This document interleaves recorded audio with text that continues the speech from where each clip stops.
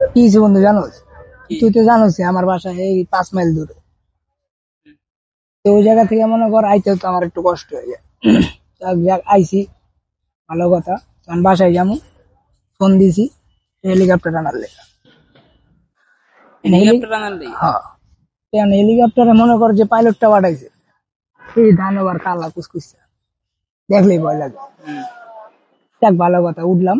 উঠার পরে যাইতে যাইতে হালার যে ওজনে যাইতে যাইতে দিছে মেঘের লোকে বাজে হেলিকপ্টার। বিশ্বাস হয় না, এটা কোনোভাবে বিশ্বাস হলো না। আমার লগে মহিলা আছিল একটা, ওদিক কালায় দান, এরাও বললাম আফা একটু নামেন, দুজন মিলে একটা হেলিকপ্টারটা ছুড়ে দিই। ওর নাম ছিল, পরে দুজন মিলে নাইমা একটু ছুড়ে মুড়ে দিলাম। বুঝতে আর জীবন আবি না আমার কাছে, আর জীবন আবি না, যা ওদিক যাবি না। কিরে কি হলো তোরা?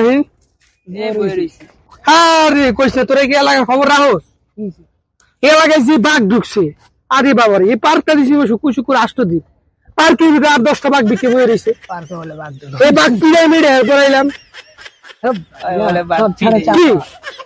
বেশি হয় না 5টা বাঘ ধরছে, পাক পিড়ে পড়াইলাম।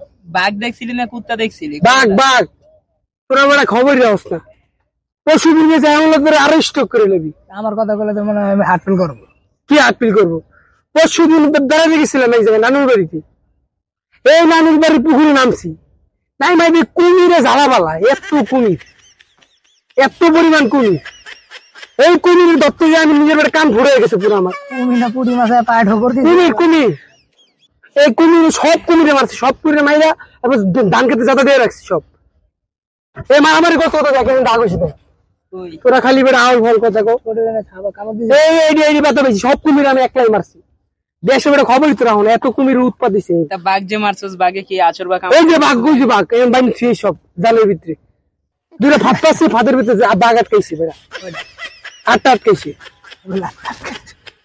আসে আর আমারটা কই তারা যেটা কি কইছে মরবো কইলে, তুই জানো না বেড়া এলাকার ভিতরে বাঘ কুমির শিয়াল কুত্তা সব উৎপাদন বাড়ছে, তোরা কিছুই করতে পারবে না। আমার কাহিনী তোরা কই আর কইস না, 2 লাখ টাকা পার্ক বানাইছে, 2 লাখ টাকা একটা ওঠে না, একটা ওঠে না। আচ্ছা বিশ্বাস করলাম, মানুষের আইবে কি সব বাঘ দিয়ে ভরা, এত বাঘ কই রাম আমি?